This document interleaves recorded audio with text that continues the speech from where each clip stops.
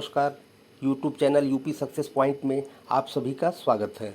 जैसा कि UP triple SC record कम से कम दिनों में एनएम भर्ती की कार्रवाई संपन्न करके अपने ऊपर लगे लेट लतीफ़ी के दाग को धुलने में कुशलता के साथ लग गया है और परीक्षा से लेकर ज्वाइनिंग तक की कार्रवाई लगभग 1.5 महीने में संपन्न करके स्वास्थ्य विभाग को बहुत बड़ा गिफ्ट देने जा रहा है।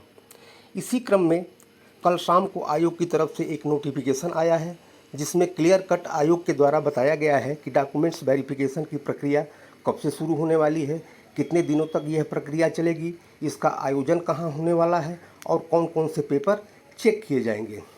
इसमें से 3 बिंदुओं पर मैंने कल रात को ही आप सभी को जानकारी दे दिया था।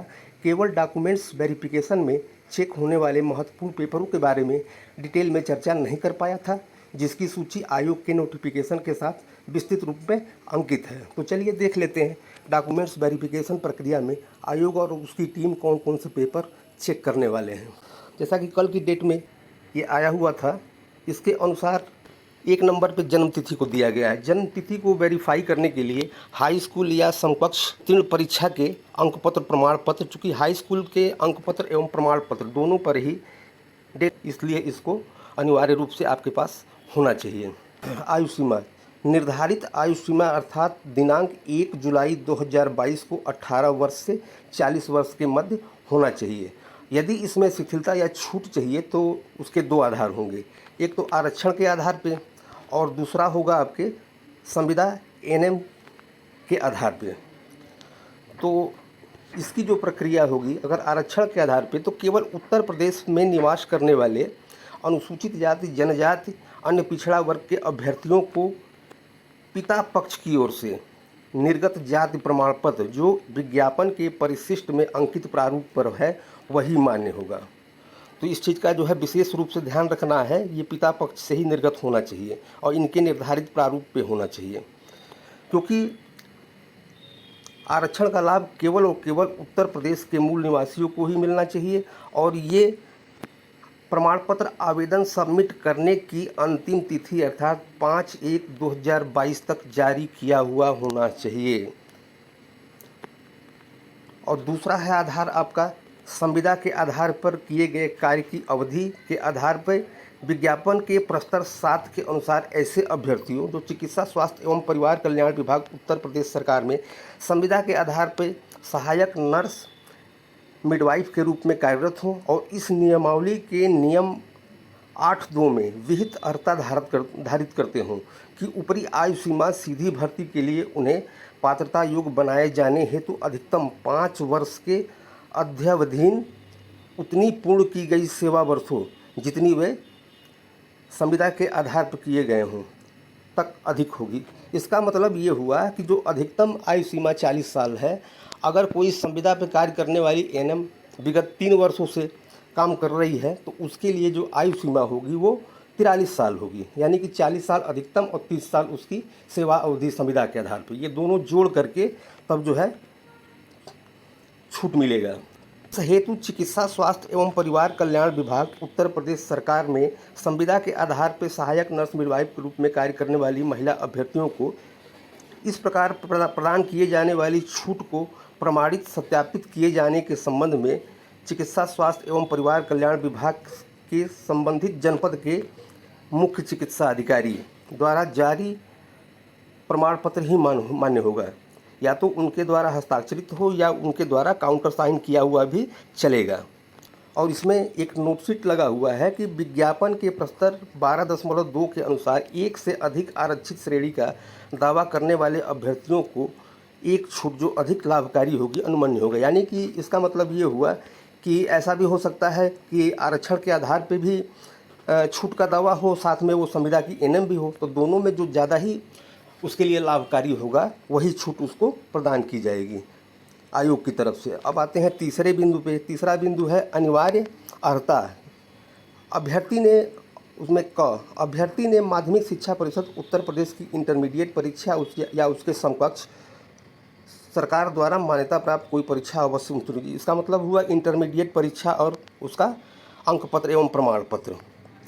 ख अभ्यर्थी ने भारतीय परिचर्या परिषद यानी इंडियन मेडिकल काउंसिल के संनियमों के अनुसार 1 वर्ष 6 माह या 2 वर्ष का सहायक नर्सेज एंड मिडवाइफ यानी एएनएम प्रशिक्षण पाठ्यक्रम, जिसमें प्रसूति से संबंधित 6 माह का प्रशिक्षण सम्मिलित हो, सफलतापूर्वक पूर्ण किया हो और उत्तर प्रदेश नर्सेज एवं मिडवाइफ काउंसिल लखनऊ में विधिवत पंजीकृत हो।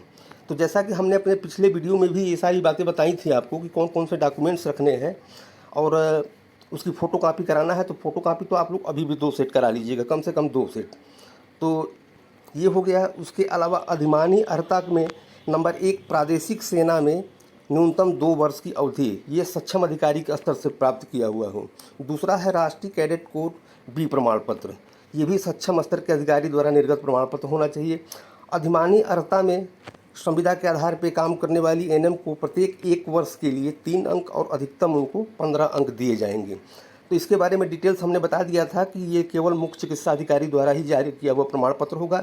नोट में एक विशेष चीज़ ये बताई गई है कि संविदा के आधार पर कार्य के अनुभव की अवधि के समर्थन में अभ्यर्थी अन्य सहायक अभिलेख जैसे संविदा के आधार पर पहली तैनाती का आदेश, डिस्ट्रिक्ट हेल्थ सोसाइटी में पंजीकरण का प्रमाण पत्र, मानव संपदा पोर्टल से निर्गत वेतन पर्ची, बैंक स्टेटमेंट आदि डॉक्यूमेंट्स अपने साथ लाएं, जिससे कि अनुभव की अवधि के आगणन यानी कैलकुलेशन से संबंधित किसी बिंदु पर स्थिति स्पष्ट रूप से सुगमता के साथ हो सके। तो कहने का मतलब ये हुआ कि इसमें आपको जो है पहली तैनाती का जो आदेश मिला था वो कापी और डिस्ट्रिक्ट हेल्थ सोसाइटी में आपका रजिस्ट्रेशन का प्रमाण पत्र होना चाहिए। और मानव संपदा पोर्टल से आपका वेतन पर्ची, बैंक स्टेटमेंट से संबंधित सूचनाएं मिल जाएंगी, जो बिल्कुल क्लियर कट प्रमाणित करेंगी कि आप कितनी अवधि से कार्य कर रही हैं और आपको उसी हिसाब से लाभ मिलेगा। अब आते हैं बिंदु संख्या 6 पे। यह है आरक्षण की स्थिति लंबवत। अनुसूचित जाति जनजाति अन्य पिछड़ा वर्ग के अभ्यर्थियों हेतु विशेष, केवल उत्तर प्रदेश में निवास करने वाले अनुसूचित जाति जनजाति अन्य पिछड़ा वर्ग के अभ्यर्थियों हेतु पिता पक्ष से निर्गत जाति प्रमाण पत्र जो इनके परिशिष्ट में अंकित प्रारूप है उस पर बना हुआ होना चाहिए। और शेष शर्तें वही हैं जो पिछली बार हमने बताया था। इसके अलावा आर्थिक रूप से कमज़ोर वर्ग यानी ईडब्ल्यूएस से संबंधित अभ्यर्थियों हेतु प्रमाण पत्र, तो ये सक्षम अधिकारी द्वारा निर्गत उत्तर प्रदेश के मूल निवासी आर्थिक रूप से कमज़ोर वर्ग से संबंधित प्रमाण पत्र विज्ञापन के परिशिष्ट में अंकित प्रारूप पे होना चाहिए। इसमें तिथि वगैरह नहीं दी है कब का बना हुआ है, लेकिन ये है कि अमूमन 1 साल के लिए ये मान्य रहता है, तो 1 साल पुराना चल जाएगा। उसके अलावा क्षैतिज आरक्षण के अंतर्गत स्वतंत्रता सेनानी, भूतपूर्व सैनिक, विकलांग श्रेणी के अभ्यर्थियों हेतु ये भी सक्षम अधिकारी द्वारा ही निर्गत प्रमाण पत्र जो उत्तर प्रदेश के मूल निवासी हैं उन्हीं का मान्य होगा। शासकीय सेवारत अभ्यर्थियों हेतु अनापत्ति प्रमाण पत्र, यानी जो लोग जो है शासकीय सेवा में पहले से ही कार्यरत हैं तो उन्हें उनके विभाग द्वारा यानी सेवा योजक द्वारा अनापत्ति प्रमाण पत्र प्रस्तुत करना होगा।